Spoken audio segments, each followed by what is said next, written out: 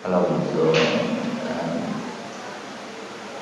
Bapak-bapak, ibu-ibu yang dirahmati Allah Subhanahu wa taala, umur dan kematian tidak perlu kita khawatirkan. Yang perlu kita khawatirkan bukan tentang ajal, bukan tentang umur, tapi yang kita perlu khawatirkan apa yang kita sudah siapkan untuk bekal kita menjumpai Allah Subhanahu wa taala. Apakah diri kita ini sudah siap menghadap kepada Allah Subhanahu wa taala? Semakin umur kita bertambah, semakin banyak kesibukan yang Allah berikan terhadap diri kita. Apakah kita ini mau tambah dekat dengan Allah apa tidak?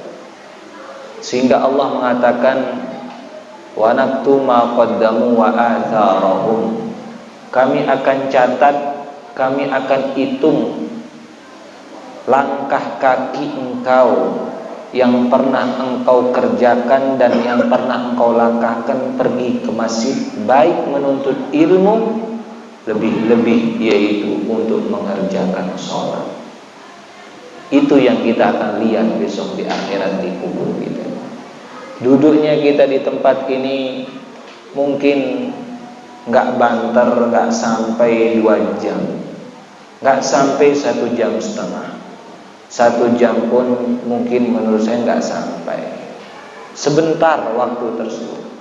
Kalau dihitung-hitung dengan waktu kita di depan televisi, di depan HP, di depan komputer, di depan teman kita, jauh lebih banyak waktu kita di luar sana ketimbang kita duduk di majelis ini.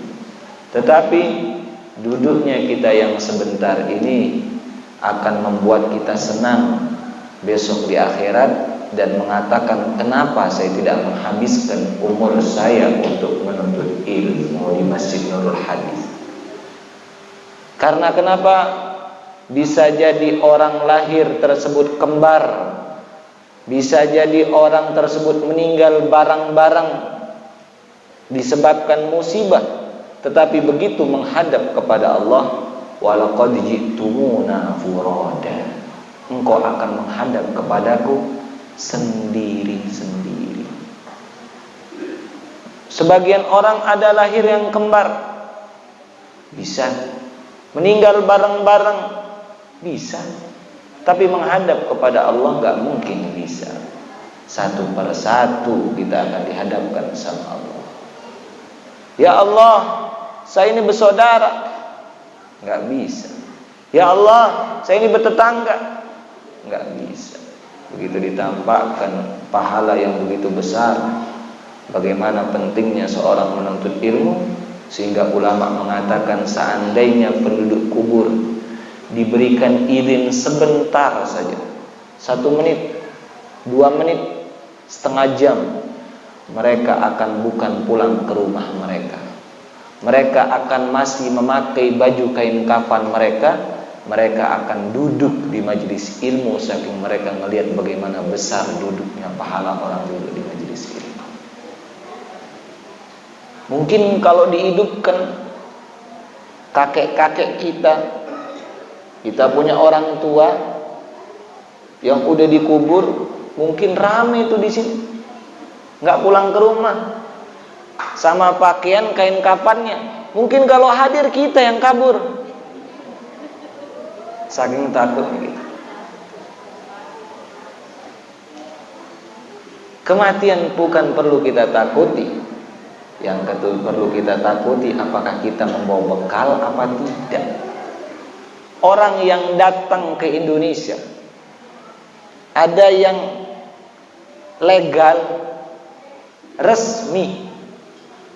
Ketika dia datang ke Indonesia dalam keadaan resmi, tetapi membawa barang-barang bawaan yang terlarang, itu dicegat dia besok. Dicegat apa tidak itu? Ternyata dia bawa narkoba, ternyata dia bawa benda-benda yang dilarang di Indonesia, dia bawa bahan-bahan yang dilarang, sehingga di bandara pun dicegat, bisa jadi dicebloskan dulu ke penjara. Begitu juga kita pas hari Jumat, wala tamutunna illa wa antum muslimun. Jangan engkau meninggal dalam keadaan kecuali legal, yaitu muslim. Begitu kita masuk ke kubur memang kita legal, tapi barang bawaan kita kadang-kadang terlarang. Ada yang kita bawa maksiat, ada yang kita ninggalkan sholat, dilihat sama malaikat. Transit dulu nih, dia bawa barang.